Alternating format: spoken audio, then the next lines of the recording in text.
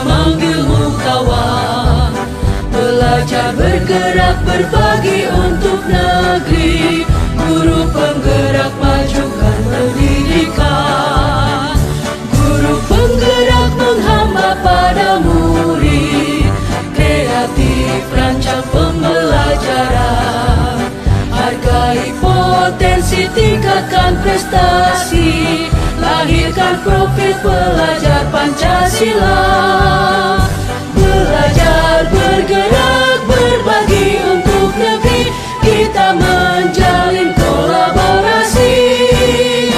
Belajar bergerak berbagi untuk negeri, demi bakti pada Ibu Pertiwi.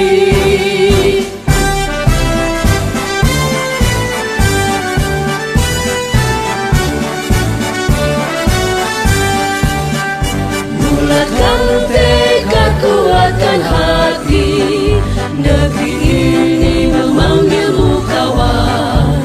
Belajar bergerak berbagi untuk negeri, guru penggerak majukan pendidikan. Guru penggerak menghamba pada murid, kreatif rancang pembelajaran.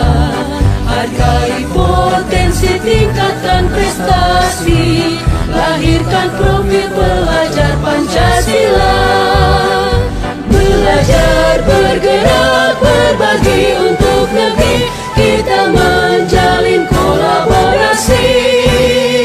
Belajar bergerak berbagi untuk negeri, demi bakti pada Ibu Pertiwi. Ade asana, tangan jalimat. Om Swastiastu.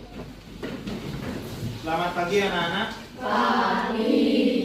Bagaimana kabarnya? Baik. Sudah sarapan? Sudah.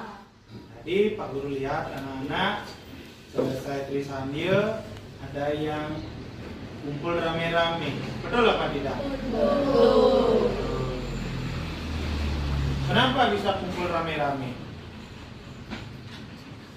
Ayo, siapa yang bisa menjawab kenapa tadi kumpul rame-rame?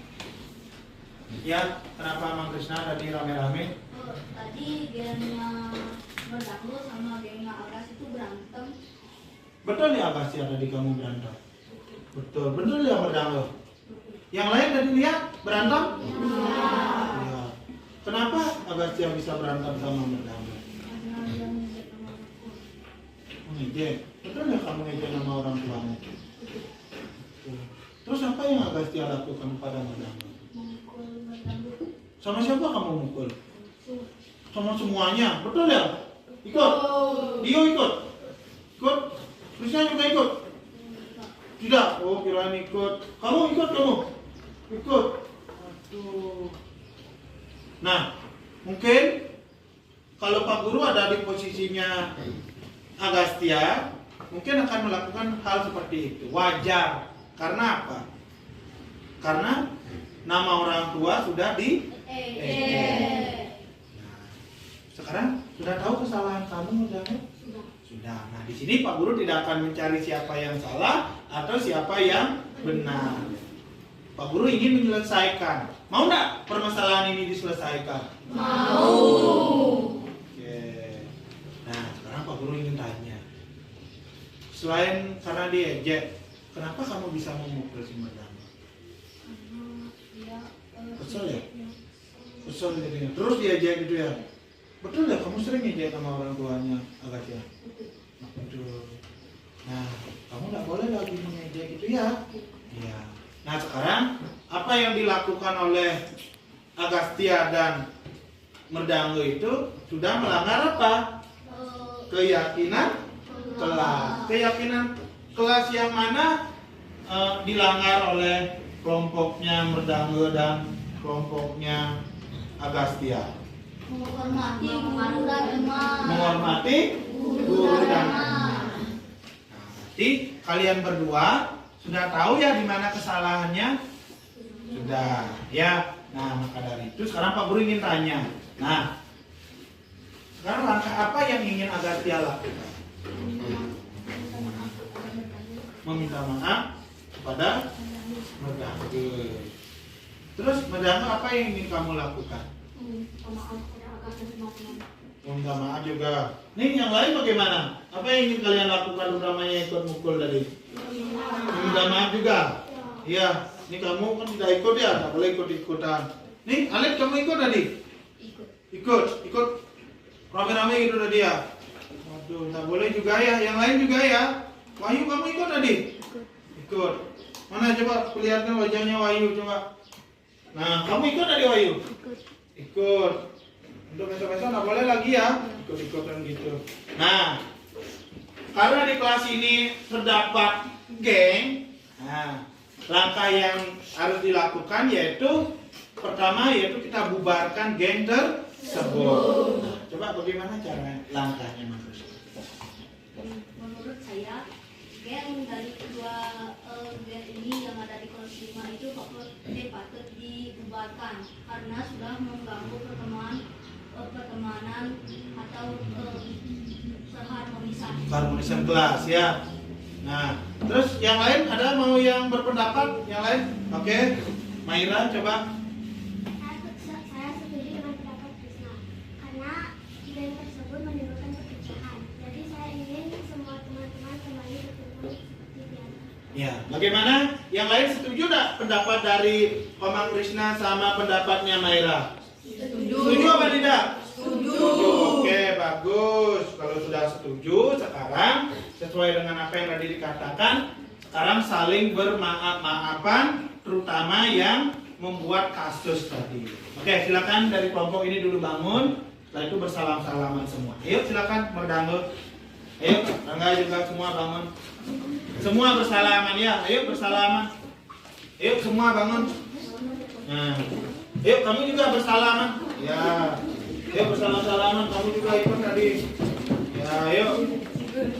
Nggak boleh lagi ya melakukan hal seperti itu. Wahyu juga tadi ikut tadi, salam-salaman dulu. Nggak boleh lagi.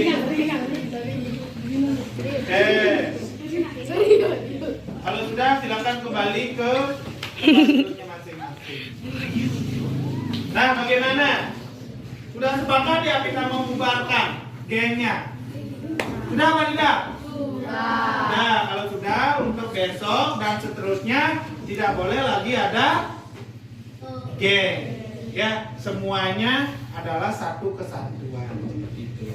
Sudah anak-anak? Sudah. Terutama Agastya dan Medangge gimana? Perasaannya sekarang? Sudah senang. Kamu bagaimana? Nah, untuk berikutnya kamu apakah melakukan hal seperti itu lagi? Tidak, karena sudah tahu perbuatan itu salah. Perbuatan yang Agastya juga lakukan salah, yaitu sampai memukul dan mengajak teman-teman yang lain. Oke, baik, itu saja dari Pak Guru. Semoga kita semua dalam keadaan bahagia. Oke, kita tutup kegiatan ini dengan pramusa. Pada asana Ramesanti Om Santi Santi Santi Om. Ya. Oke, tepuk tangan untuk kita semua. Swastiastu, Pak. Kit yang mau menyampaikan bahwa yang akan melaksanakan kegiatan yaitu aksi nyata modul 1.4 seperti itu sesuai tagihan yang diminta oleh LMR seperti itu. Nah, di sini saya mendapat 2 tugas yaitu mengimplementasikan konsep-konsep inti dalam modul budaya positif di kelas saya sendiri sudah saya lakukan. Setelah itu yang kedua saya akan membagikan pemahaman dan pengalaman dalam menerapkan kepada rekan saya di sekolah seperti itu. Nah, Rekan sejawat. ini rekan sejawat yang ada di sekolah. Nah, maka dari itu sekarang Tiang meminta izin serta dukungan untuk melaksanakan seperti istilahnya berbagi praktek baik lah seperti itu apa yang sudah saya lakukan selama pembelajaran di modul 1 seperti itu. Nah, tentang budaya positif. Nah, sekarang yang minta dukungan serta izin. Kunapi Bapak mengizinkan apitan seperti itu. Gitu. Terima kasih Pak Adi.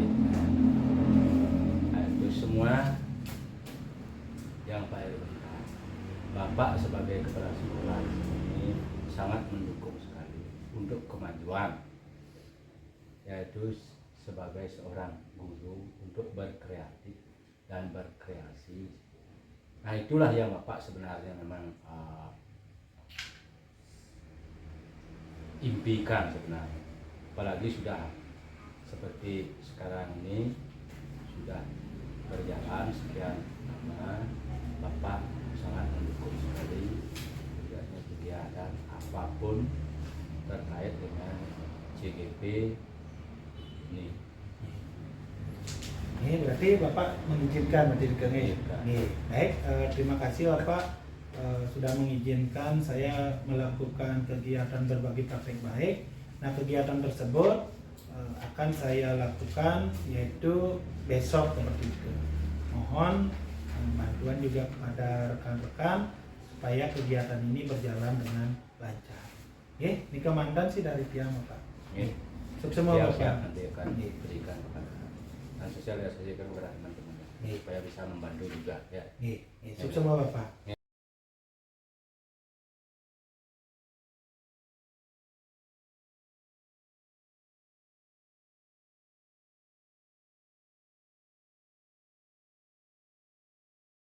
Selamat pagi Bapak Ibu semuanya. Om Swastiastu. Baik, terima kasih atas kesempatan yang diberikan kepada saya. Pada kesempatan kali ini saya akan berbagi praktek baik, yaitu diseminasi penerapan budaya positif di sekolah guna mewujudkan profil pelajar Pancasila. Nah, perkenalkan, mungkin Bapak Ibu sudah mengetahui nama saya Iwayan Eri Krisnawan yang selaku guru kelas 5 dan saat ini saya menjadi calon guru penggerak angkatan 10 Kabupaten Gianyar. Sebelum kita memulai kegiatan hari ini, alangkah baiknya kita awali dengan doa supaya kegiatan ini berjalan dengan lancar. Berdoa dimulai.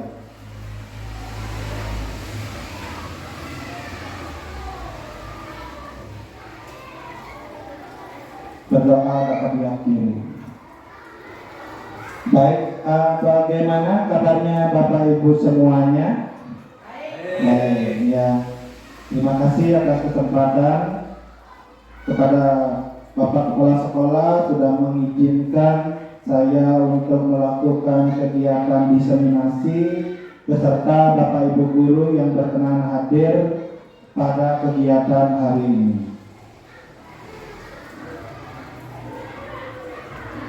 Selamat datang Bapak Ibu guru hebat SD Negeri 1 Sepatu.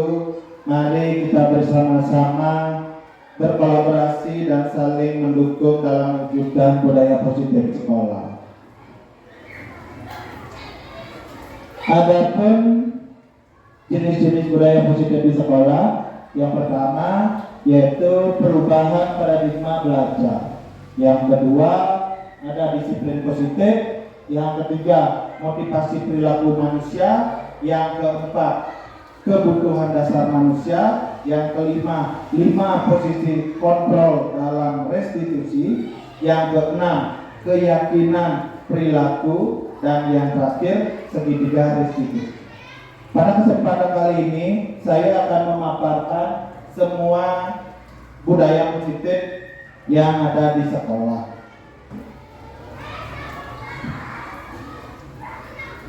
Nah, sebelumnya Bapak Ibu masih ingat tak dengan apa tujuan pendidikan Ki Hajar Dewantara?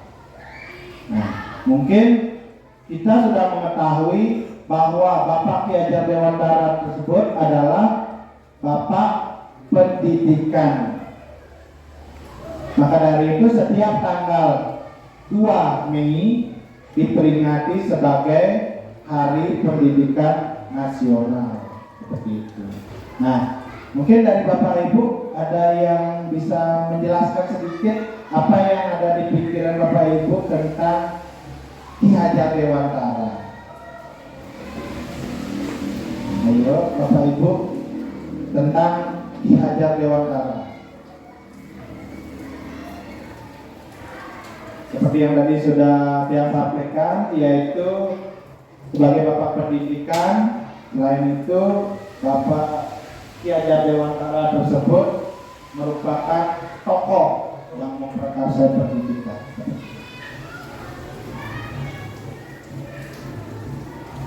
Nah, menurut Bapak Ki Hajar Dewantara menyatakan bahwa tujuan pendidikan itu adalah menuntun segala kodrat yang dimiliki oleh anak untuk mencapai keselamatan dan kebahagiaan yang setinggi-tingginya, baik sebagai manusia maupun sebagai anggota masyarakat.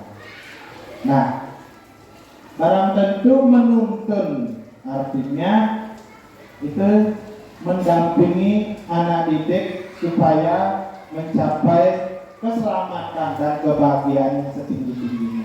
Kita sebagai seorang guru bukan tugasnya hanya mengajar saja, melainkan yang lebih penting itu adalah menuntun tumbuh kembang.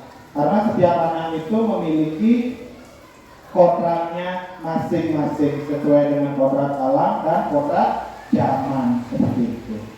Nah, ada 3 faktor yang menuntun. Yang pertama itu adalah murid, yaitu murid tumbuh dalam kodrat zaman, yaitu berdasarkan profil pelajar Pancasila. Kalau dibandingkan anak zaman sekarang dengan anak zaman dahulu, itu jauh sekali berbeda. Kalau anak zaman dahulu belum mengenal teknologi. Kalau anak-anak zaman sekarang hampir 90% lebih sudah mengenal teknologi, seperti itu, sesuai dengan kodrat zaman. Faktor yang berikutnya adalah sekolah. Sekolah tersebut adalah tempat persemaian benih-benih kebudayaan. Nah, sekolah itu harusnya menjadi tempat yang aman dan nyaman bagi peserta didik, tanpa ada paksaan maupun ketidaknyamanan di sekolah. Faktor yang berikutnya adalah guru, seperti yang dijelaskan oleh Bapak Ki Hajar Dewantara, yaitu pendidikan yang menuntun. Guru itu tugasnya adalah menuntun murid sesuai dengan kodratnya. Karena setiap anak itu memiliki karakter yang berbeda-beda. Seperti yang sudah waktu ini disampaikan, ada yang unik, istimewa, seperti itu. Kita menuntun tumbuh kembang anak-anak tersebut.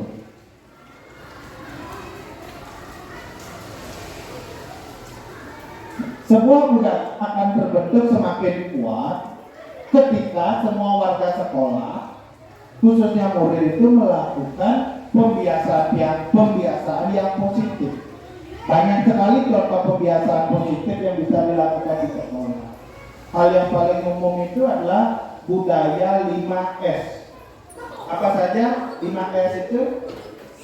Senyum, salam, sapa, sopan, santun. Itu yang paling umum itu biasanya budaya positif di sekolah. Apakah kita sudah melakukan budaya 5S itu? Sudah, ya, gitu. Sebagai warga sekolah harus melaksanakan budaya 5S seperti itu. Senyum, sapa, salam, sopan, dan santun. Pembiasaan-pembiasaan positif ini dilaksanakan secara konsisten. Artinya tidak hanya dilakukan 1 kali, 2 kali, melainkan secara berkelanjutan, supaya terbentuknya profil pelajar Pancasila sesuai dengan kurikulum Merdeka saat ini. Nah, apa yang Bapak Ibu dapat bayangkan tentang makna disiplin? Mungkin dari kita semua sudah mengetahui kata disiplin. Apa yang ada di pikiran Bapak Ibu tentang disiplin? Siapa yang bisa membantu? Ya, terima kasih. Menurut dia disiplin itu adalah perilaku yang mencerminkan kepribadian. Ya, perilaku yang mencerminkan kepribadian yang mengikuti aturan-aturan. Oke. Nih, terima kasih Pak Gubernur. Ya, tentang perilaku yang lain, apa yang ada di pikiran Bapak Ibu tentang makna disiplin? Ya, bisa Bu Masri. Ya, tambahan sedikit, mungkin disiplin itu adalah sesuatu yang kita lakukan dengan penuh tanggung jawab, ya, dengan penuh tanggung jawab. Apa yang sudah kita sepakati, kita menyelesaikannya dengan penuh tanggung jawab. Mungkin seperti itu Ya. kurang lebihnya. Baik, nah, terima kasih atas kesempatan yang sudah menyampaikan pada disiplin. Nah, tentang perilaku. Nah, disiplin di sini yaitu kebanyakan orang akan menghubungkan kata disiplin dengan kata tertib, teratur, dan kepatuhan pada peraturan. Mungkin lebih sering kita dengar disiplin itu tentang peraturan. Seperti itu. Nah, kalau disiplin di sini dimaknai menjadi sesuatu yang dilakukan seorang pada orang lain untuk mendapatkan kepatuhan. Kita cenderung menghubungkan kata disiplin itu dengan tidak nyaman. Kalau sudah anak tidak disiplin, kita akan menghukum. Misalnya dalam berpakaian, dalam bertutur kata, dalam kegiatan yang lain, misalnya tidak membuat tugas. Nah, itu biasanya kita memberikan ya hukuman atau sebuah sanksi seperti itu. Itu yang biasanya sering kita terapkan seperti itu. Nah, padahal seseorang yang memiliki disiplin diri itu berarti mereka yang bisa bertanggung jawab terhadap apa yang dilakukannya, karena berdasarkan tindakan mereka pada nilai-nilai kebajikan yang universal. Untuk menciptakan budaya positif, yaitu tentunya bukan lagi menggunakan hukuman, tidak lagi menggunakan hukuman, ya, melainkan dengan pembiasaan-pembiasaan yang positif seperti itu. Nah, kita berpindah dari hukuman menjadi pembiasaan yang positif seperti itu, sesuai dengan apa yang diyakini oleh siswa dan guru tersebut. Nah, jadi tugas kita itu adalah menciptakan murid-murid yang memiliki disiplin diri sehingga mereka bisa berperilaku sesuai dengan nilai-nilai kebajikan. Nah, itu tugas kita sekarang, mengarahkan peserta didik tersebut supaya menemukan nilai-nilai kebajikan yang sudah kita sepakati seperti itu. Nah, mari kita tanyakan kepada diri kita sendiri, bagaimana kita berperilaku? Mengapa kita melakukan segala sesuatu? Apakah kita melakukan sesuatu karena adanya dorongan dari lingkungan atau dorongan yang lain? Nah, coba kita pikirkan bersama-sama. Bagaimana kita berperilaku? Bagaimana perilaku kita? Ayo kita coba sama-sama kita tanyakan kepada diri sendiri.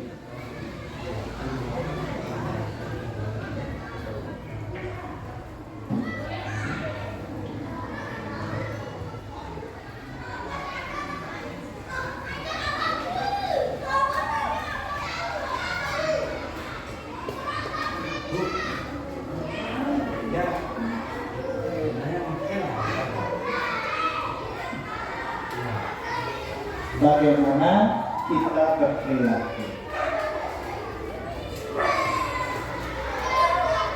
Mengapa kita melakukan segala sesuatu? Apa yang kita lakukan boleh dijawab secara lisan. Bapak mau Pak? Dari Bapak kepala sekolah bisa memberikan pendapatnya sedikit. Menurut saya, yaitu bagaimana kita berperilaku.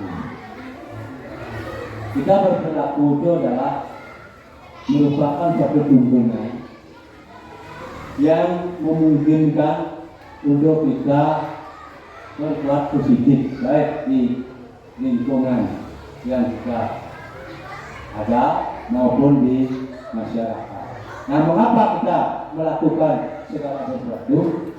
Karena kita itu harus dari berperilaku itulah kita dapat membentuk sikap atau watak seseorang, atau dalam hal ini adalah saya sendiri, yaitu untuk berpikir secara positif baik dalam organisasi maupun di masyarakat. Nah, sekarang apakah kita lakukan sesuatu karena adanya dorongan dari lingkungan atau dorongan dari orang lain?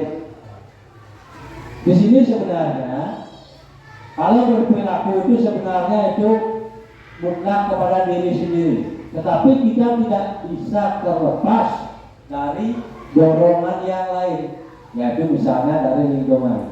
Yaitu karena kita hidup ini adalah sesuai dengan perkembangan zaman. Misalnya seperti terdahulu kita itu hidup, yaitu misalnya mendidik anak itu jangan keras, memberikan hukuman. Sedangkan sekarang adalah kita memberikan hukuman secara positif, misalnya memberikan tugas-tugas yang positif yang bisa menunjang perilaku anak itu menuju ke jenjang atau hal-hal yang positif. Ya, itu barangkali yang bisa saya sampaikan. Terima kasih. Terima kasih Bapak, masukannya memang betul sekali ya, yang namanya kita itu pasti akan melakukan sesuatu. Kalau kita tidak melakukan sesuatu, kita berarti hanya berdiam diri seperti itu. Apalagi kita sebagai seorang pendidik tentunya harus melakukan sesuatu demi anak-anak, karena tujuan pendidikan itu adalah anak-anak dan anak seperti itu. Ya, terima kasih Bapak atas masukan yang diberikan. Nah, terkadang kita melakukan sesuatu itu karena kita menghindari rasa sakit atau tidak nyaman. Terkadang juga kita melakukan sesuatu untuk mendapatkan apa yang kita mau. Betul apa tidak? Betul ya. Artinya kita melakukan sesuatu itu pasti ada tujuannya. Nah, seperti itu.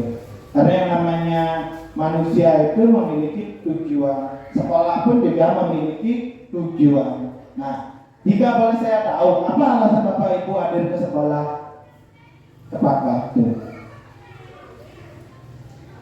Iya, apa alasan Bapak Ibu ke sekolah itu tepat waktu? Pasti banyak alasannya. Misalnya saya berikan contoh, alasan saya tepat waktu ke sekolah itu supaya bisa mendampingi siswa-siswi dalam melaksanakan piket. Itu salah satunya. Kalau yang lain mungkin dari Bapak Ibu bisa.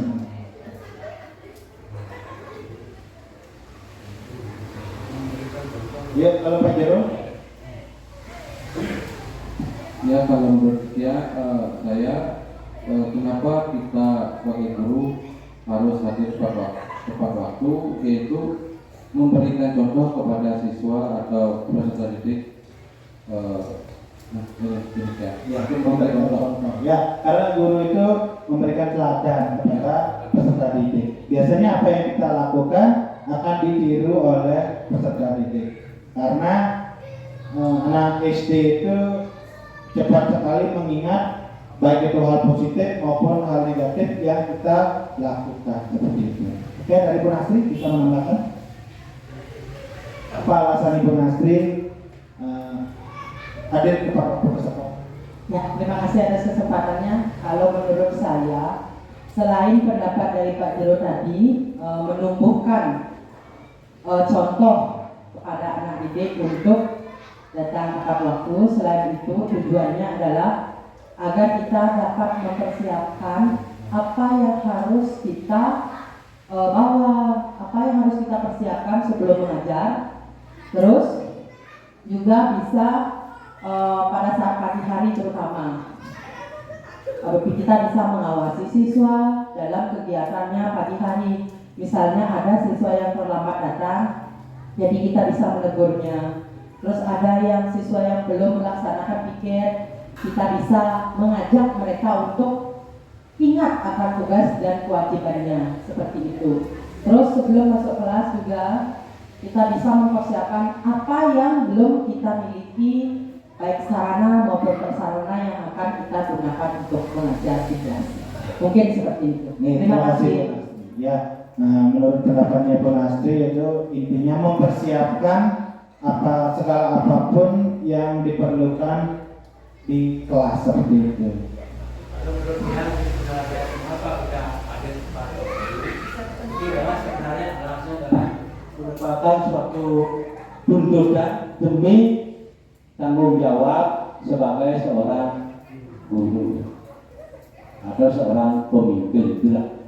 Misalnya kalau kita sebagai seorang guru adalah tanggung jawab, yaitu tuntutan tanggung jawab bagi anak-anak kita, bukan bagi kita sendiri, yaitu bagi anak didik kita.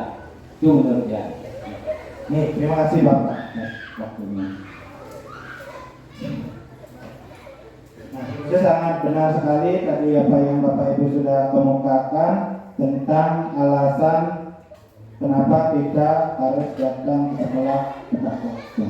Nah, sekarang ini ada beberapa alasan. Ya. Apakah karena takut ditegur oleh atasan? Karena tadi mau datang lebih awal atau tepat waktu? Apakah karena takut ditegur oleh atasan? Atau apakah ingin dapat pujian? Atau ingin menghargai diri sendiri dan ya menjadi teladan bagi murid-murid? Nah, mungkin yang tadi sudah disampaikan oleh Bapak Ibu, yang paling benar itu adalah motivasi internalnya. Ya, artinya memang datangnya dari diri atau dari hati nurani kita, karena kita di sekolah itu berinteraksi dengan makhluk hidup seperti itu. Beda dengan orang yang bekerja di kantoran. Seperti itu. Kita itu adalah seorang pendidik, mendidik murid-murid dari tidak tahu menjadi tahu, dari tidak bisa menjadi bisa, seperti itu. Nah, mungkin yang paling banyak itu adalah motivasi internalnya, maaf. Kalau motivasi eksternalnya itu ada juga, pasti cuma sedikit seperti itu. Ya, karena kita juga punya tanggung jawab pastinya. Ikut juga ditegur oleh atasan, ingin juga mendapatkan pujian seperti itu. Tapi itu sedikit seperti itu.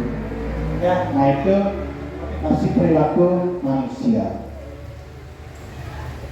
Nah, menurut yang Gosen dalam bukunya Restructuring School Discipline menyatakan ada 3 motivasi perilaku manusia, yaitu yang pertama untuk menghindari ketidaknyamanan atau hukuman, yang kedua untuk mendapatkan imbalan atau penghargaan dari orang lain, dan yang ketiga untuk menjadi orang yang mereka inginkan dan menghargai diri sendiri dengan nilai-nilai yang mereka percaya. Nah, mungkin untuk yang nomor 1 dan nomor 2 itu sama seperti tadi, itu adalah motivasi eksternal. Ya, kalau yang nomor 3 itu motivasi internal, itu dari diri sendiri.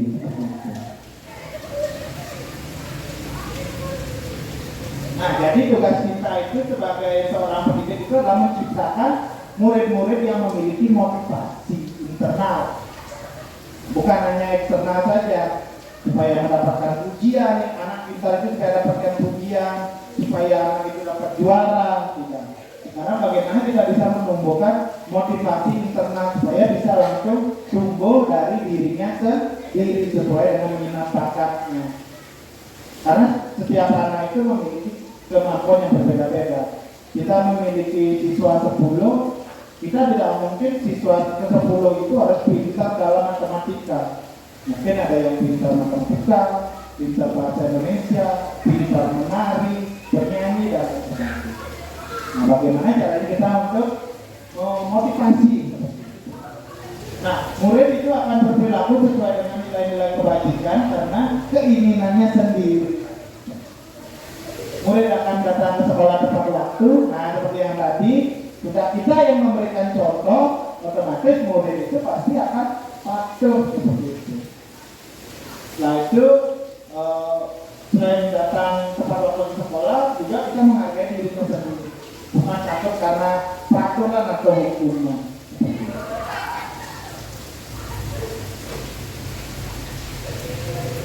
Nah, lalu bagaimana jika murid datang ke sekolah tidak tepat waktu? Mungkin kita pernah menjumpai, kita sudah duluan datang daripada murid, atau murid sudah bel, sudah dipanggil, baru datang. Apa yang kita lakukan? Apakah memberi hukuman, konsekuensi, atau restitusi? Nah, coba dipikirkan. Mungkin ini memang pernah kita jumpai di sekolah.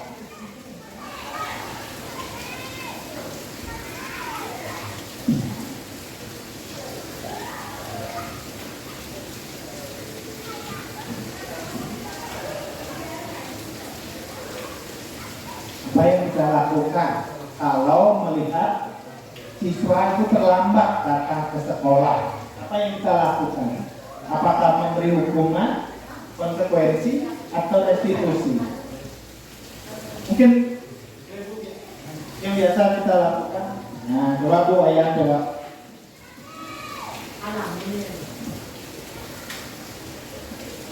Ya, terima kasih atas waktunya. Bagaimana jika murid datang sekolah tidak tepat waktu? Misalnya hukuman. Memberikan hukuman berarti? Enggak, bukan. Hukuman, konsekuensi, atau restitusi. Kalau hukuman dari salah satu itu jawabannya ya. Ya. Hukuman, konsekuensi, restitusi. Kalau konsekuensi, saya pilih konsekuensi. Kenapa? Karena murid kalau misalnya memberikan apa namanya kesepakatan kepada siswa apa yang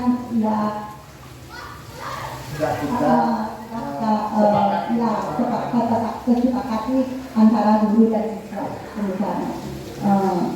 Itu aja Pak. Ya, berarti Ibu Wayan kalau mendapatkan murid yang terlambat berarti memberikan konsekuensi karena sudah membuat kesepakatan bersama-sama. Misalnya kesepakatan di kelas itu kan ada disiplin-disiplin kita mempunyai di kelas itu mempunyai kesepakatan kelas. Ya. Kesepakatan misalnya kesepakatan kelas itu apa misalnya? Kan ada di 1, 2, 3 sampai 8 itu misalnya kita memberi muridnya kalau ini apa alasannya konsekuensinya. Ya. Oke, terima kasih Bu Wayan. Oke, berarti intinya kalau Bu Wayan itu mendapatkan kedapatan siswanya itu terlambat, berarti kan memberikan konsekuensi. Apa yang lain?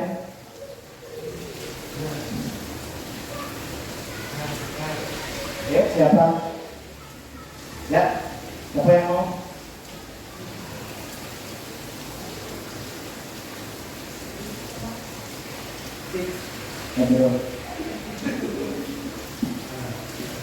Ya, terima kasih. Bagaimana jika murid datang ke sekolah tidak tepat waktu?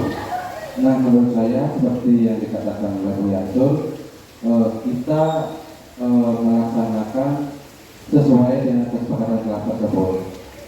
Jika ada siswa yang terlambat, berarti di kesepakatan kelas itu sudah tercantum bagaimana konsekuensi yang akan diterima oleh siswa tersebut. Nah, demikian. Terima kasih. Oke, berarti konsekuensi itu memang sudah kita sepakati secara bersama-sama dengan peserta didik seperti itu. Nah, sekarang atau ada yang menghukum dari Bu Nasri bisa? Ya, terima kasih. Nah, kalau dulu sebelum mengenal hukuman itu tidak boleh. Ya, sering saya setiap ada anak yang tidak datang tepat waktu, biasanya dia minta untuk mereka untuk menyapu, ada saja hukuman yang berikan. Namun setelah kemarin mendapat penjelasan bahwa hukuman itu tidak boleh, sekarang biasanya dia tanya apa alasannya, kenapa anak-anak bisa terlambat datang. Besok coba anak-anak bangun lebih pagi lagi ya. Kita usahakan dulu untuk mengajak anak-anak untuk mengetahui apa yang menyebabkan mereka terlambat, terus mengajaknya untuk berusaha bangun lebih pagi. Mungkin seperti itu tadi. Ya, berarti itu ke restitusi jadinya, karena menanyakan ya. Jadi ada istilahnya segitiga restitusi seperti itu. Nah, mungkin kalau hukuman nanti akan yang jelaskan. Nah, ini sekarang perhatikan tabel, yaitu ada yang namanya hukuman, ada konsekuensi, dan ada yang namanya restitusi. Kalau hukuman itu termasuk identitas gagal, sedangkan kalau konsekuensi dan restitusi itu adalah identitas sukses. Nah, maka dari itu kita harapkan hilangkan yang namanya hukuman. Nah, mungkin salah satu contohnya itu adalah, nah di sana ada di pada tabel, sesuatu yang menyakitkan harus terjadi. Setelah itu kalau konsekuensi, sesuatu yang harus terjadi. Kita itu tidak ada kata menyakitkan. Kalau restitusi itu adalah pilihan. Kita memberikan sebuah pertanyaan-pertanyaan yang positif seperti itu. Nah, coba bisa diperhatikan bareng-bareng di slide-nya seperti itu. Antara hukuman, konsekuensi, dan restitusi.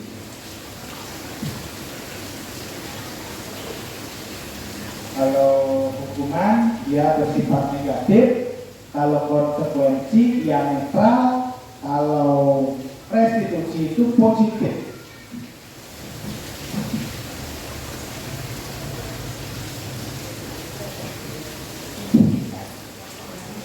Contoh, kalau hukuman, peraturannya adalah titik-titik kamu harus. Intinya kalau peraturan itu memaksa, dilarang membuang sampah sembarangan.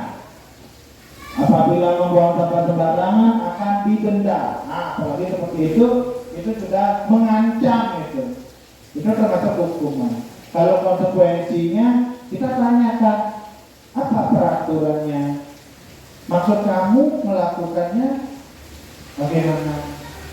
Kalau restitusi itu kita tanyakan apa yang kamu yakini, apa yang bisa kamu lakukan untuk memperbaiki masalah ini. Kalau restitusi itu ada 3, yaitu segitiga restitusi itu ada 3, yaitu menstabilkan identitas. Setelah itu nanti yang kedua itu adalah yang terakhir itu menanyakan keyakinan, yang kedua itu memvalidasi. Ada 3 nanti akan saya jelaskan nanti tentang restitusi. Ada 3, menstabilkan identitas, memvalidasi, dan yang ketiga itu menanyakan keyakinan.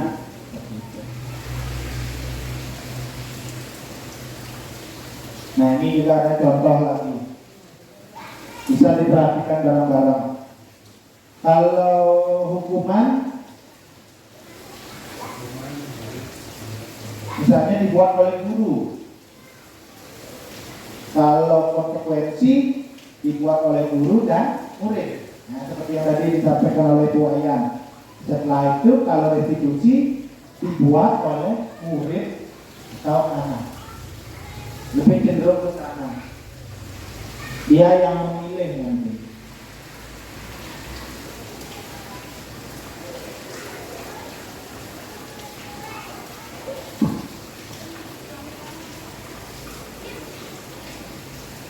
Nah, setelah memahami tabel tadi, apa yang akan Ibu Bapak Guru lakukan jika menemukan murid yang berperilaku negatif? Contohnya kalau misalnya melanggar melanggar suatu peraturan. Apa yang sekarang Bapak Ibu akan lakukan setelah melihat tabel identitas gagal dan identitas sukses tersebut? Nah, bisa kita pikirkan secara bersama-sama. Yang awalnya menghukum murid, kalau ada murid yang bersalah, sekarang apa yang akan kita lakukan? Seperti itu.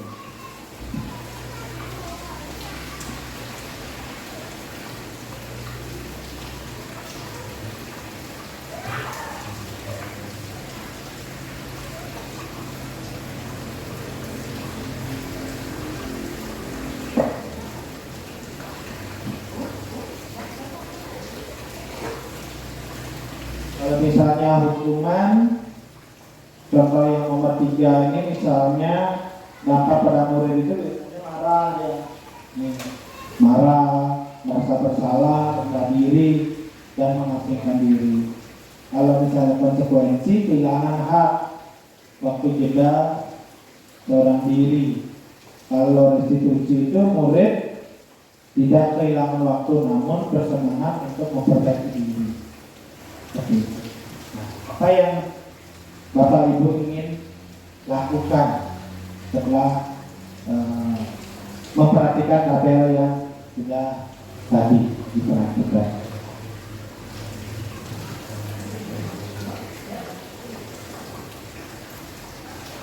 Apakah masih menghukum? Tidak. Apa yang dilakukan? Bisa dengan cara menggunakan segitiga restitusi nanti ya, lebih jelasnya silakan diperhatikan. Nah, ini perbedaan hukuman dan konsekuensi. Coba dibaca, ada di belakang guru contohnya. Mencatat 100 kali di dalam buku kalimat, saya tidak akan terlambat lagi karena terlambat ke sekolah. Hukuman atau konsekuensi?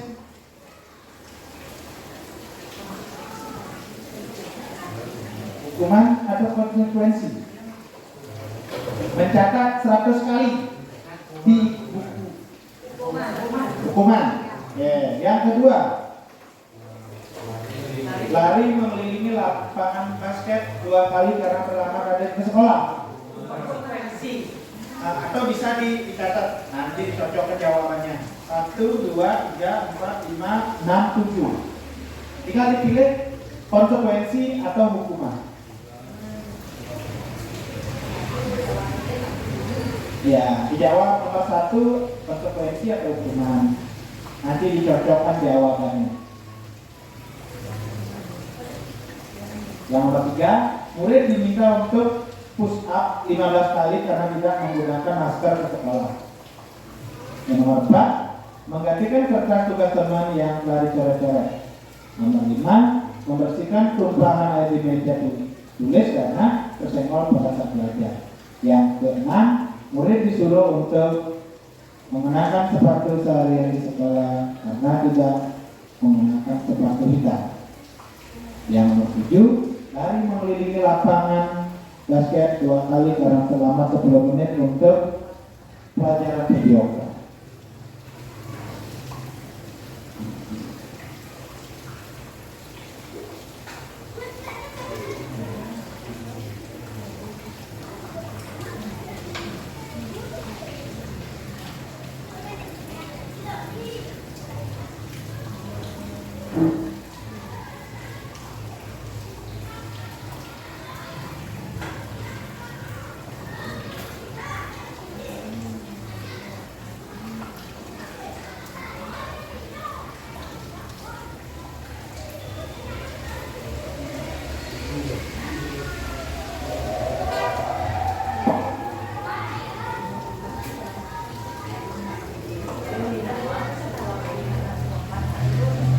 Nah, kita bahas satu persatu. Kalau yang nomor 1, mencatat 100 kali di dalam buku kalimat, saya tidak akan terlambat lagi karena terlambat sekolah. Menurut Pak Jero, konsekuensi. Oke. Ayo kita bareng-bareng saja lihat bersama-sama. Nah, coba diperhatikan sekarang.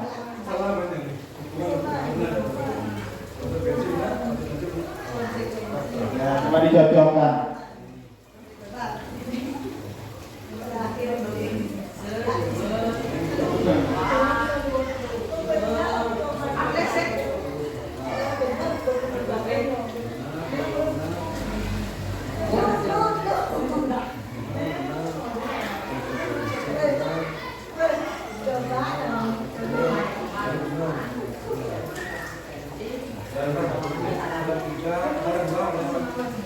Nah, sekarang coba kita bahas bersama-sama. Kenapa yang nomor 1 itu hukuman? Karena di sana ada sampai 100 kali menyalin kalimat. Itu sangat menyakitkan itu. Ya, itu memang sih mirip ke konsekuensi, tapi kalau sampai 100 kali itu lumayan gitu. Ya, itu. Kalau yang nomor 2, lari mengelilingi lapangan 2 kali baru terlambat. Itu sudah termasuk hukuman. Kita menghukum murid yang terlambat. Harusnya kita tanyakan dulu kenapa terlambat, atau memang ada hal yang lain, mungkin misalnya tadi hujan, atau mungkin ada musibah, mungkin kan tidak kita ketahui. Kalau yang nomor 3 sampai push up itu juga termasuk hukuman. Kalau yang nomor 4 menggantikan kertas tugas, berarti kita bertanggung jawab. Nah, itu konsekuensi bertanggung jawab, menggantikan. Sama seperti kalau misalnya ada siswa yang menghilangkan buku yang dipinjam di sekolah, nah itu sudah konsekuensi. Artinya di awal memberikan kita pemahaman bahwa buku tersebut minjam dan harus dipertanggungjawabkan. Setelah itu membersihkan tumpahan airnya, kita bertanggung jawab juga itu. Kita melakukan kesalahan, kita yang memperbaiki. Kalau yang nomor 6, murid disuruh untuk mengenakan sepatu seharian di sekolah. Nah, hukuman itu, karena sepatu itu tidak mempengaruhi siswa itu pintar atau tidak. Baik itu dia mau sepatu, memang ada peraturan seluruh siswa harus menggunakan sepatu hitam. Itu sebenarnya tidak ada apa namanya ya, mungkin cuma untuk seragaman saja, cuma untuk pendidikan itu ya tidak begitu, cuma keseragaman seperti itu. Jadinya kita kalau melihat ada siswa yang menggunakan sepatu lain, kita bisa tanyakan dulu, mungkin sepatunya basah, mungkin seperti itu. Dan yang terakhir, lari mengelilingi lapangan basket 2 kali karena berlama 10 menit untuk pelajaran berbiasa. Nah, ini kenapa dia konsekuensi? Ini karena untuk pelajaran ini dia. Maka dari itu supaya tidak terlambat kan, kalau lari itu kan berhubungan juga dengan olahraga. Kalau lari itu biasanya dilakukan di awal gitu. Nah, seperti itu kurang lebih. Nah, nanti kita sama-sama juga belajar supaya bisa membedakan mana hukuman, mana konsekuensi, dan mana restitusi seperti itu. Nah, pemberian hukuman akan membentuk identitas gagal. Seperti yang tadi sudah dibagi pada APL itu, ada identitas gagal, ada identitas sukses. Kalau yang gagal itu hukuman, kalau yang sukses itu konsekuensi dan restitusi seperti itu. Nah, apa itu restitusi? Nah, mungkin Bapak Ibu baru juga mendengar kata restitusi. Itu adalah proses menciptakan kondisi bagi murid untuk memperbaiki kesalahan mereka sehingga mereka bisa kembali pada kelompok mereka dengan karakter yang lebih kuat. Ini menurut dosen. Itu restitusi. Menciptakan kondisi bagi murid untuk memperbaiki kesalahan. Jangan kalau ada murid salah kita langsung hukum. Kita tanyakan dulu. Kenapa kamu melakukan itu? Apakah ini tidak diselesaikan masalah itu? Mungkin semua orang pernah melakukan kesalahan itu. Termasuk Pak Guru juga pernah melakukan kesalahan itu. Kita bisa tanyakan ke murid itu. Misalnya murid rambutnya panjang gitu. Kita tanyakan seperti itu. entah itu karena sakit mungkin atau karena ada sesuatu yang lain. Nah, ini ada ciri-ciri restitusi. Yang pertama, bukan untuk menebus kesalahan, melainkan untuk belajar dari kesalahan. Kita pun sebagai orang dewasa pasti pernah saja salah. Kita harus belajar dari kesalahan supaya tidak mengulangi kembali. Setelah itu memperbaiki hubungan. Ada tawaran bukan paksaan. Kita tidak memaksa, tapi memberikan tawaran. Apakah mau permasalahan ini diselesaikan? Kalau mau selesaikan, kalau tidak, terus kita mencari alternatif lain. Restitusi itu untuk menuntut melihat ke dalam diri. Restitusi itu mencari kebutuhan dasar yang mendasari tindakan. Setelah itu restitusi diri itu adalah cara yang paling baik. Restitusi itu fokus pada karakter, bukan tindakan. Restitusi itu fokus pada solusi. Restitusi itu mengembalikan murid pada yang salah pada kelompoknya. Nah, itu beberapa ciri-ciri restitusi. Nah, setelah itu ada yang namanya kebutuhan dasar manusia. Ini kita pasti memerlukan yang namanya bertahan hidup. Betul loh, setelah itu kasih sayang, kebebasan, kesenangan, dan penguasaan. Nah, ini kebutuhan dasar manusia. Berarti yang paling penting dari kelima kebutuhan dasar manusia itu yang mana? Bertahan hidup. Yang namanya manusia itu pasti harus bertahan hidup untuk memenuhi keempatnya itu, baik itu penguasaan, kesenangan, kebebasan, dan kasih sayang. Itu dari kelima kebutuhan dasar manusia.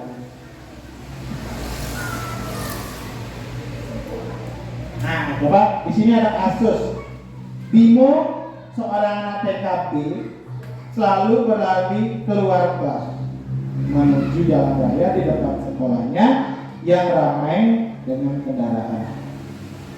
Tingkahnya membuat guru Bu Ani bingung dan seringkali lari mengejarnya. Ada beberapa kemungkinan jawaban yang diberikan Bimo. Yang pertama, aku senang main kejar-kejaran dengan ibu guru, seru. Lagi satu, aku bosan belajar mewarnai terus di dalam kelas. Nah, coba diamati dari kedua kasus itu, apakah kebebasan, kesenangan, penguasaan, atau cinta kasih sayang? Yang nomor satu dulu, aku senang bermain kejar-kejaran.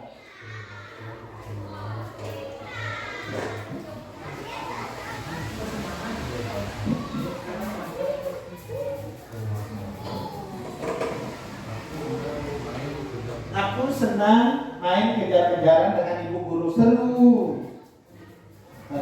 Yang itu dulu ya. Kalau menurut Bapak? Tidak kasih sayang.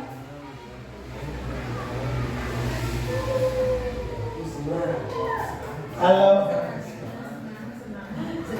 kesenangan. Kesenangan. Kalau yang kasus berikutnya, aku bosan belajar mewarnai terus di dalam kelas. Kebebasan. Sekarang kita coba perhatikan. Oke, berarti pernyataan yang pertama itu kesenangan. Kenapa kesenangan? Karena si anak itu, si Bimo itu dia merasa senang, dia gembira dia. Kalau yang lagi satu, aku bosan. Berarti dia sudah bosan dengan pilih kebebasan karena sudah bosan mewarnai, menginginkan hal yang baru seperti itu. Nah, juga kita sebagai orang dewasa itu pasti juga menginginkan kebebasan. Nah, berikutnya, bagaimana posisi Bapak Ibu saat mengontrol kedisiplinan murid?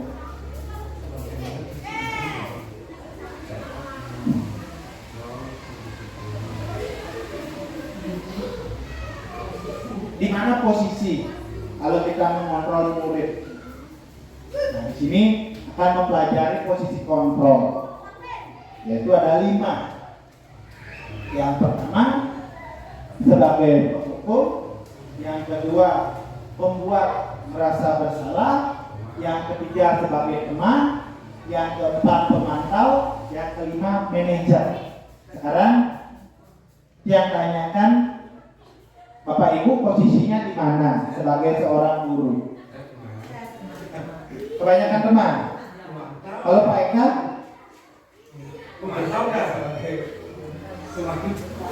Kira-kira nomor 2 pembuat merasa bersalah.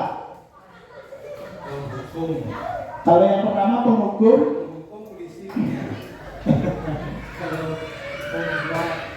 nah, yang tanya satu-satu ya. Kalau keduanya, di mana posisinya saat ini? Teman. Kalau Pak Eka? Pembuat merasa bersalah. Bu Wayan? Teman. Bu Nasri? Pemantau. Panyo? Teman. Kalau Bapak Kepala Sekolah? Manajer. Kalau Bu Eka? Teman. Oke. Nah, di mana posisi kita saat ini sebagai seorang guru? Ada 5 posisi kontrol yang ada. Iya. Mungkin kalau dari kelimanya ini mungkin paling banyak itu adalah sebagai teman. Ya. Tetapi, nah ada tetapinya. Kalau kita hanya sebagai teman itu ya nanti tidak ada jarak jadinya dengan siswa. Kalau jadi yang nomor 1 dan nomor 2 itu sudah dikatakan negatif. Kalau bisa itu yang ke teman, pemantau dan manajer. Sekarang kita jelaskan satu persatu. Nah, di sini ada kata. Kalau penghukum itu adalah ketidaknyamanan, rasa takut. Kalau di zaman sekarang kayaknya jarang sekali ada guru yang posisinya di penghukum. Jarang gitu. Karena apa? Sekarang sudah ada undang-undang perlindungan anak. Ya, beda dengan zaman dulu. Kalau zaman dulu kita salah, pilur, cepet, sahabat aja penghapus, hapur, sudah biasa. Kalau sekarang kita berani seperti itu. Bisa, itu sudah ada undang-undangnya. Itu ada beberapa kata. Patuh ya turun saya. Awas kalau kamu melanggar. Nah itu penghukum itu. Kamu selalu saja salah. Itu penghukum. Selalu kamu pasti yang terakhir selesai. Nah itu sudah di penghukum itu. Beberapa kata yang menghukum. Nanti murid itu jadi takut. Memang kalau kita zaman dulu, kalau kita dihukum, pasti kita akan jerah dan mau berusaha memperbaiki. Kalau sekarang sulit sekali seperti itu. Apalagi kalau kita sampai main fisik, orang tuanya yang akan sekolah. Kalau kita zaman dulu, guru main fisik sampai di rumah kita menyampaikan ditambah lagi. Kalau sekarang beda. Nah itulah sesuai dengan perkembangan zaman, kodrat zaman.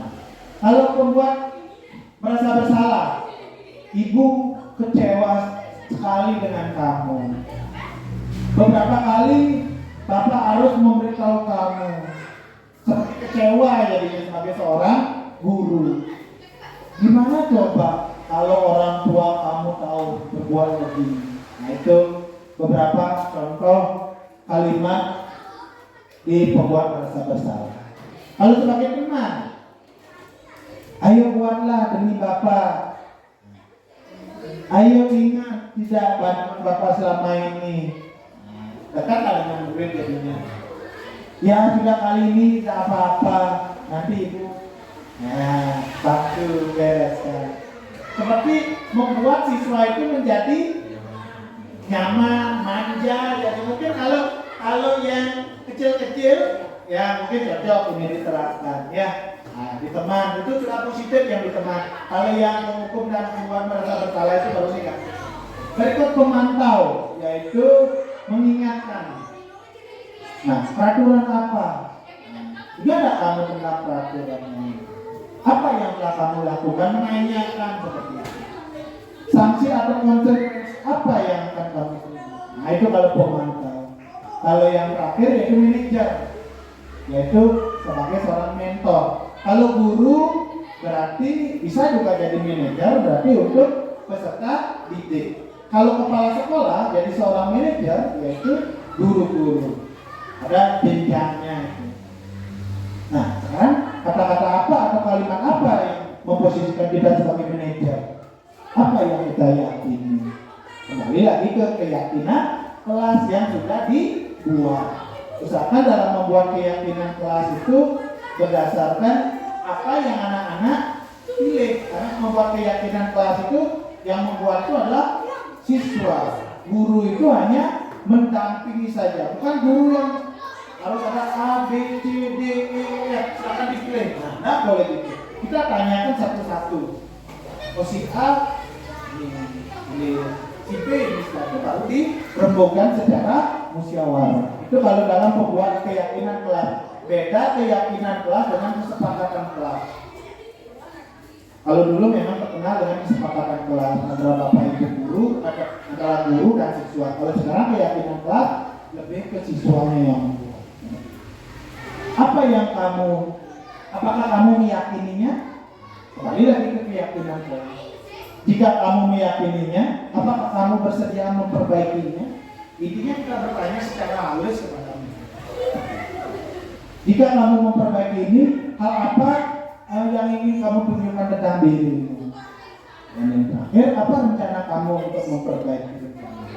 Intinya kita kembali lagi bertanya kepada saya. Nah, sekarang ada contoh. Saya kecewa sekali dengan kamu.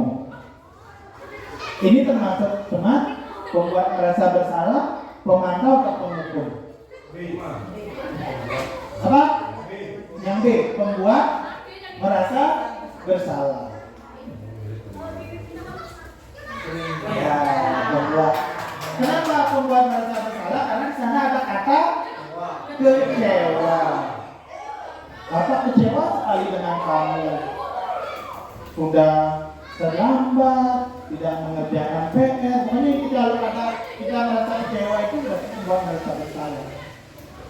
Oh iya, tugas ini kamu sudah buat, nanti Bapak guru yang akan memperbaiki. Kalau seperti itu termasuk apa? Teman. Nah, itu teman gitu. Kalau misalnya sebagai seorang manajer, kita harus menanyakan apa alasannya, misalnya tidak membuat. Oh, saya kemarin tidak membuat PR karena lupa. Kalau lupa memang sulit sekali, harus kita berikan motivasi. Oke. Nah ini keyakinan kelas. Mengapa memakai helm?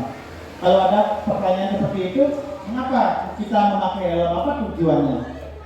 Agar melindungi kepala kita dari Melindungi. Selain itu apa? Apa tujuannya memakai helm?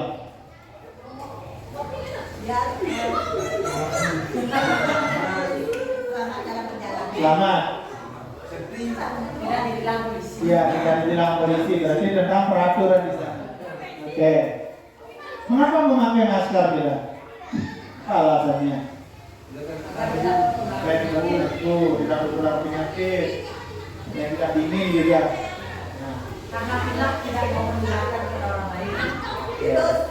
Betul juga itu ya, apa yang disampaikan itu betul ya. Banyak sekali manfaatnya.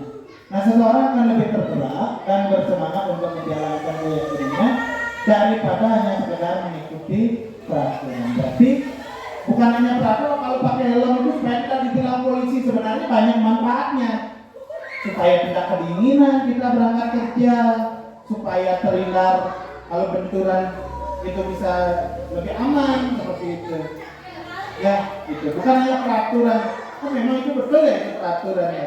Tapi ada juga keyakinannya. Kita yakin bahwa kalau menggunakan helm ya tidak kedinginan atau akala yang lain. Bukan hanya peraturan. Kalau menggunakan masker, oh, COVID juga harus pakai masker gitu kan. Sebenarnya banyak sekali manfaat yang lain. Supaya tidak kedinginan berangkat jauh bekerja. Nah, seperti itulah contohnya. Nah, murid-murid pun juga demikian, ini sama seperti kita. Mereka perlu mendengarkan dan memahami arti sesungguhnya tentang peraturan-peraturan yang diberikan. Apa nilai-nilai kebajikan di balik peraturan tersebut? Apa tujuannya? Setelah itu menjadi tidak tertarik dan takut hanya sekedar mengikuti perselangkaian peraturan itu berarti hanya peraturan itu. Nah, salah satu kegiatan yang bisa kita lakukan supaya murid tergerak itu adalah dengan membuat keyakinan kelas. Gitu. Kalau dulu kan peraturan kelas, peraturan sekolah, gitu. Sekarang kayaknya sudah mulai hilang. Gitu. Yang ada itu adalah keyakinan sekolah dan keyakinan kelas. Kalau kita sebagai seorang guru, yaitu kita membuat keyakinan kelas dengan anak didik. Mungkin kalau anak-anak kelas rendah, kelas 1 atau kelas 2 itu bisa kita yang mengarahkan dengan menggunakan kata-kata yang positif. Gitu. Ingat dalam membuat keyakinan kelas itu hindari kata tidak boleh. Ya. Tidak boleh ribut. Yang benar apa coba? Kalau pakai kata positif, tidak boleh ribut. Apa diganti pakai kata positif?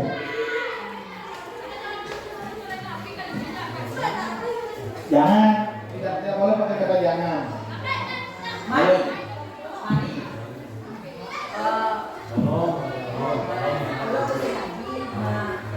Nah, pakai kata apa misalnya?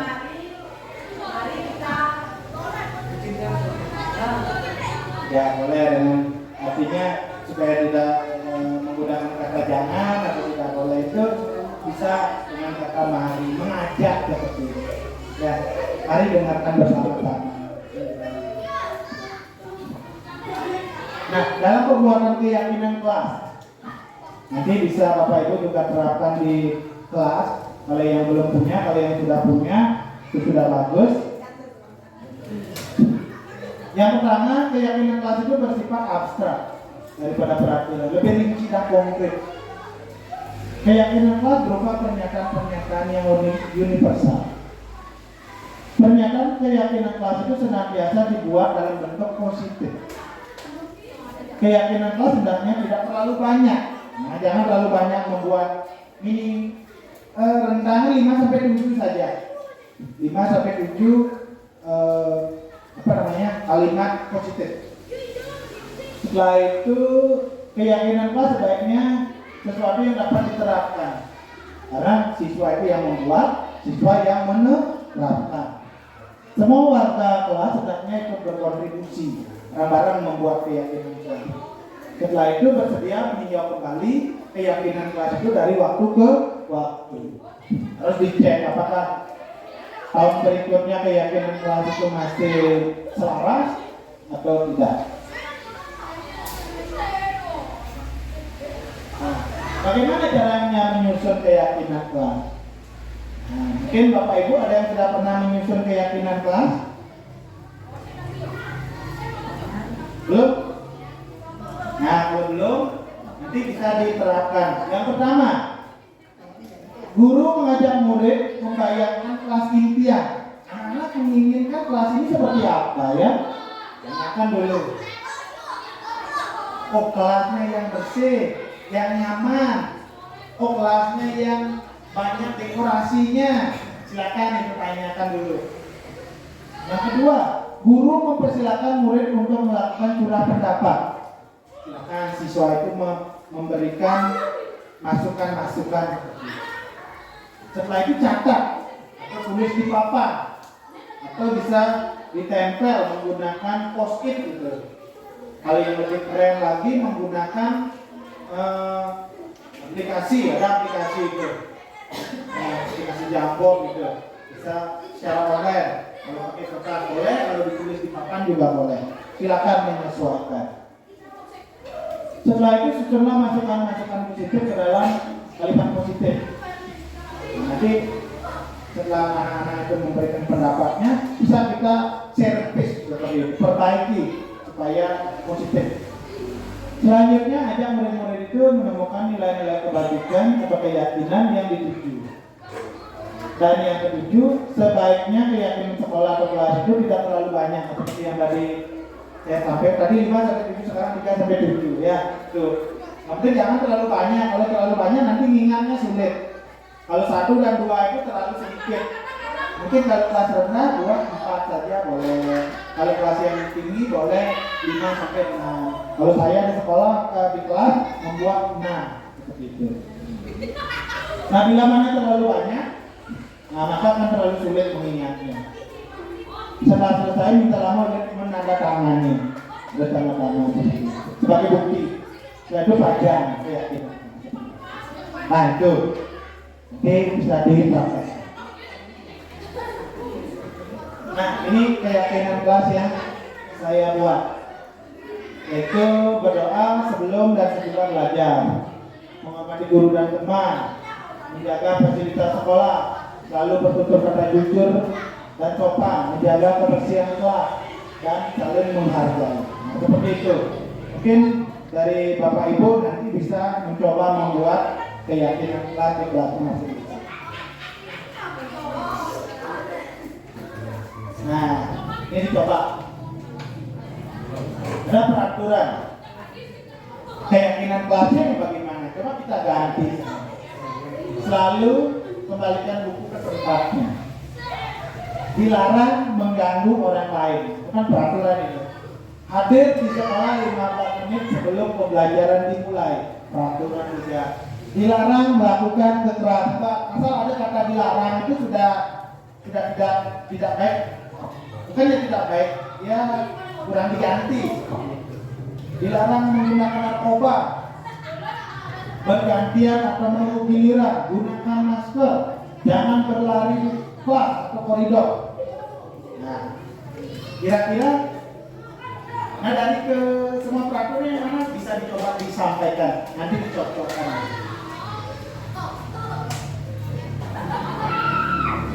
Soal yang nomor 3. Hadir di sekolah 15 menit sebelum pembelajaran dimulai. Kalau nanti ganti dari keyakinan kelas, bagaimana kalimatnya?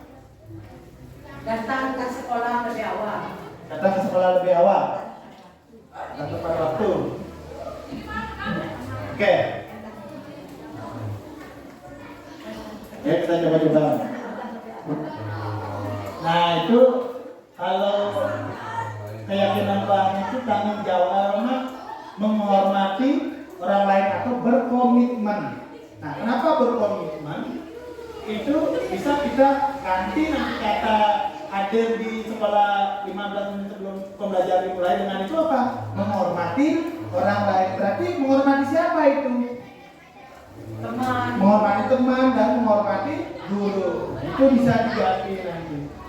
Setelah itu misalnya selalu kembalikan buku ke tempatnya. Bisa buat dengan tanggung jawab. Mengembalikan buku kepada tempatnya. Setelah itu kalau meminjam ingat bilang terima, kasih, tanggung jawab dan yang lainnya. Oke. Kalau gunakan masker itu kesehatan dan yang lain seperti itu. Nanti bisa dicoba. Nah, ini yang tadi saya sampaikan tentang segitiga restitusi, yaitu merupakan sebuah tahapan untuk memudahkan para guru dan orang tua dalam melakukan proses untuk menyiapkan anaknya untuk melakukan restitusi seperti itu. Nah, segitiga restitusi itu proses dialog, berbincang-bincang dengan anak, agar menghasilkan anak yang mandiri. Nah, ini tahap ketiga restitusi Bapak Ibu. Yang pertama yang tadi saya sampaikan adalah menstabilkan identitas, ya. Itu yang pertama. Dengan cara menanyakan atau menyampaikan setiap orang pasti pernah melakukan kesalahan. Bapak guru pun pernah melakukan kesalahan apa yang kamu buat. Kamu bukan satu-satunya yang pernah melakukannya. Nah, itu di menstabilkan identitas. Lalu yang kedua yaitu validasi tindakan yang salah. Kita memvalidasi tindakan yang salah. Yaitu kita tanyakan, kamu pasti mempunyai alasan kenapa melakukan itu. Adakah cara yang lebih efektif untuk mendapatkan apa yang kamu butuh? Artinya kita menanyakan, kenapa kamu melakukan itu? Dan yang terakhir itu adalah menanyakan keyakinan, yaitu keyakinan kelas apa yang sudah kita sepakati atau yang kamu yakini. Dan yang terakhir itu, kamu ingin menjadi orang seperti apa? Kalau sudah menanyakan keyakinan. Nah, seperti itu Bapak Ibu. Terus segitiga restitusi, ada mencari data, memvalidasi tindakan yang salah, dan menanyakan keyakinan. Nah, ini pengalaman saya dalam pembuatan keyakinan kelas. Nah, itu beberapa anak sudah maju ke depan, itu menempelkan apa yang sudah dibuat sebelum disimpulkan seperti itu. Nah, ini juga bukti dokumentasi dalam pembuatan keyakinan kelas.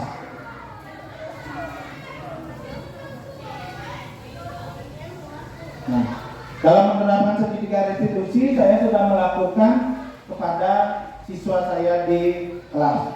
Bisa disaksikan terlebih dahulu.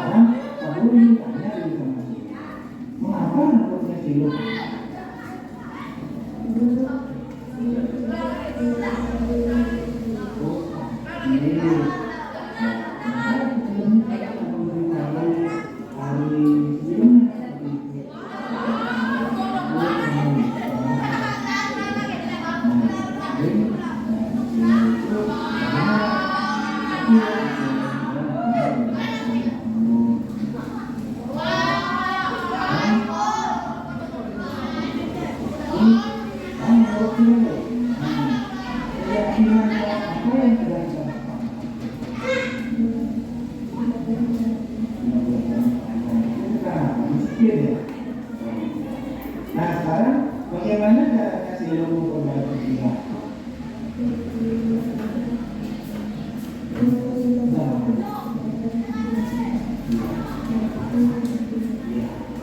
Jadi kalau kita harus menggunakan dia, kalau kami kalau menggunakan misalnya sampaikan alasannya ya, sebenarnya belum sakit.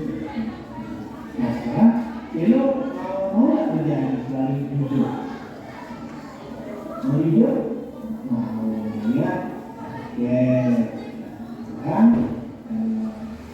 hidup, rasanya mana rasanya, gimana rasanya, senang, dari pagi takut ya, baik, ibu saya dari pagi, ya.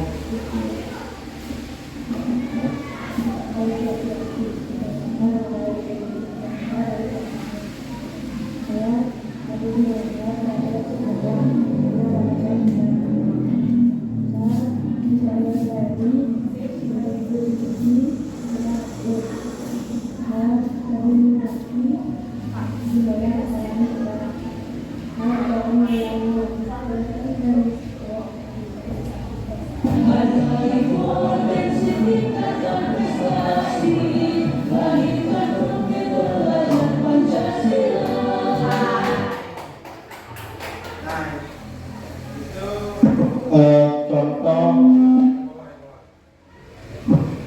nah berikut tadi sudah ditampilkan contoh praktek segitiga restitusi yang saya lakukan di sekolah seperti itu. Nah mungkin dari Bapak Ibu seandainya menemukan kasus seperti itu bisa menggunakan segitiga restitusi supaya tidak apa-apa langsung menghukum. Kita intinya harus menanyakan terlebih dahulu.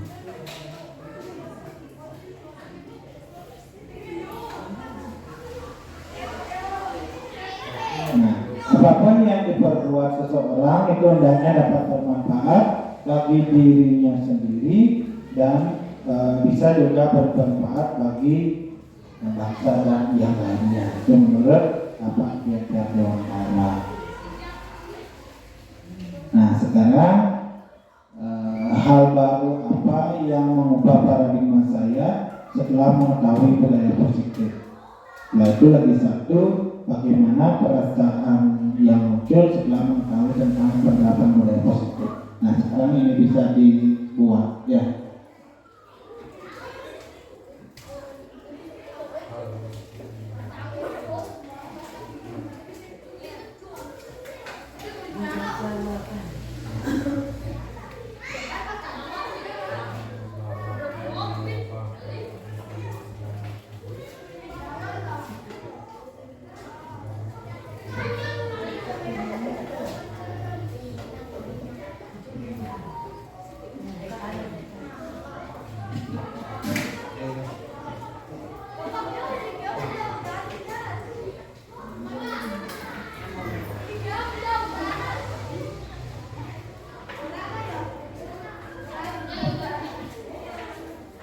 silakan Bapak Ibu bisa isi kertas yang saya berikan, yaitu tentang dua hal yang tadi sudah dipelajari, yaitu tentang paradigma dan tentang perasaan.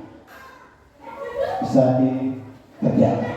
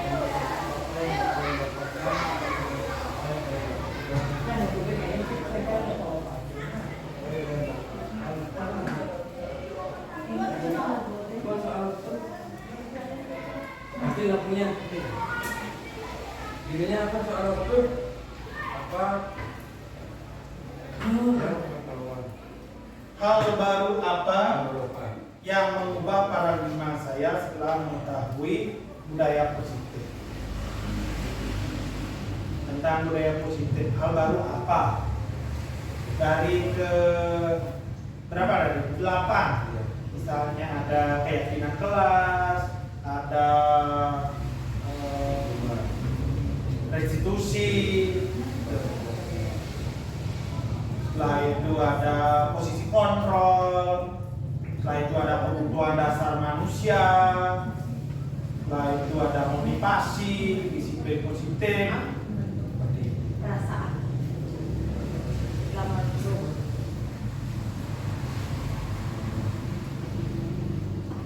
Saya ingatnya juga cuma ya. Kalau refleksi itu kan tidak ada jawaban benar atau salah. Yang apa yang kita alami seperti itu disampaikan. Sudah, dari mana gini?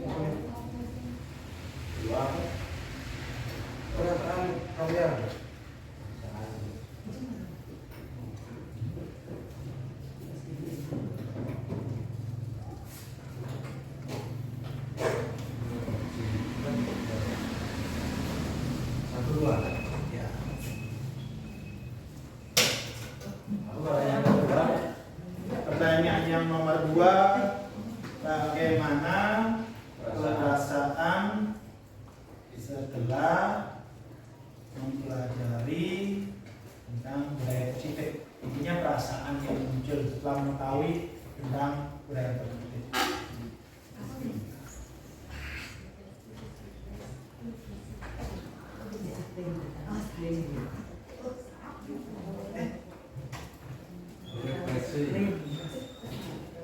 Nomor 1, pertanyaannya,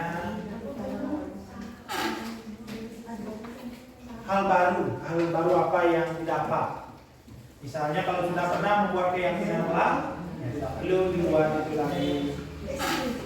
Hal baru, oh tentang membuat keyakinan kelas, karena saya sebelumnya belum pernah membuat seperti itu.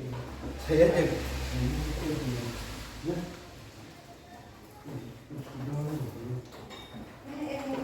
ini bang, yang maju.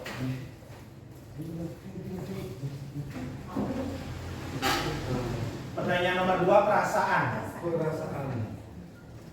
Perasaan kamu bagaimana setelah? Ya, setelah mempelajari tentang budaya positif, apakah senang atau yang lain?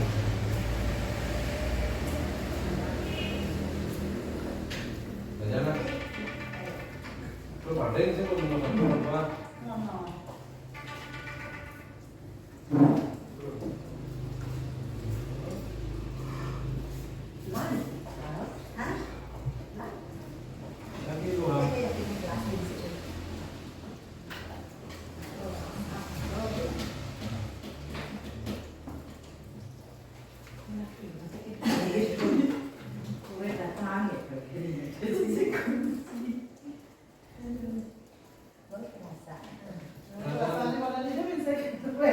Bagaimana perasaannya?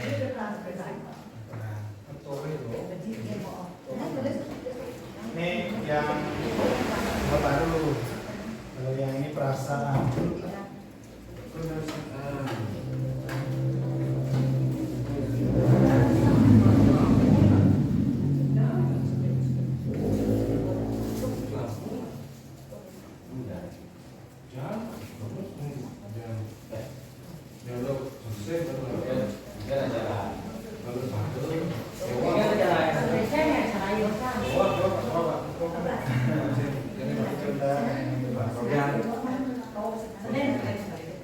Ya sudah.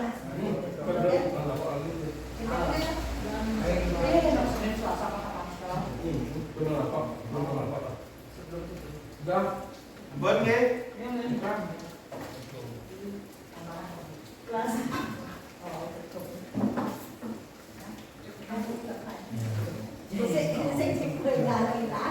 Oke, terima kasih ya Bapak Ibu sudah menyampaikan refleksi pada kegiatan hari ini.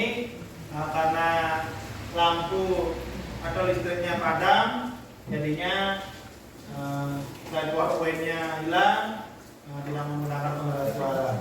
Nah, untuk yang pertama, hal baru apa?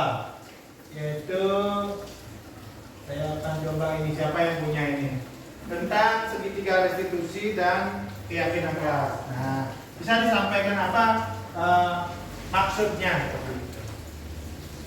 Ya, hari ini banyak yang sudah kita pelajari. Yang saya ingat mungkin tentang segitiga restitusi ya, yang paling berkesan gitu ya Pak ya. Karena tadinya saya seperti biasa, seperti tadi yang sudah saya jelaskan di awal, dulu sebelum mengenal restitusi, saya masih memberikan hukuman kepada peserta didik saya. Sedangkan sekarang setelah memahami tentang restitusi, kemudian saya akan menerapkannya terutama kepada anak didik yang pertama, jika ada anak didik yang melanggar, Diksian akan mengajak mereka untuk bicara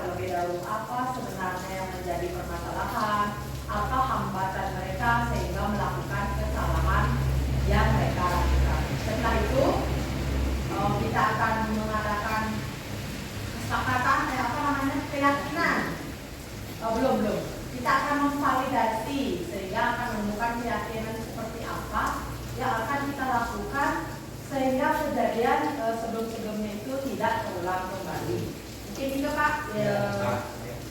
Bapak sekalian nanti. Mohon. Nah, mungkin sebelumnya posisi kontrol gurunya atau Bu Nasri itu di pemukul mungkin atau di tangan nanti bisa diubah menjadi ya minimal lah jadi pemantau, setelah itu bisa jadi manajer. Ya manajer itu bukan berarti sebagai bos, seperti nanti bisa mendampingi anak-anak di kelas. Itulah minimal. Oke, nah lagi satu. Nah, nih perasaan, yaitu sangat senang bisa berkolaborasi dengan teman sejawat. Siapa yang punya ini? Nah, bagaimana perasaan Bapak? Bisa dijelaskan Bapak? Perasaan dia itu susah mendapatkan apa namanya perubahan dari apa yang tadi Bapak akan tadi. Itu saya sangat senang sekali karena bisa berkolaborasi dengan teman-teman, dan yang ketiga saya dapat yaitu saling bertukar pikiran, karena dimana dalam hal ini yang bisa akhirnya membedakan pengetahuan itu yaitu pengetahuan yang lama dengan pengetahuan yang baru, atau bagaimana cara mendidik seorang siswa itu dari yang lama menjadi yang baru. Ya, gitu. Nih, terima kasih Bapak atas masukannya yang diberikan kepada saya.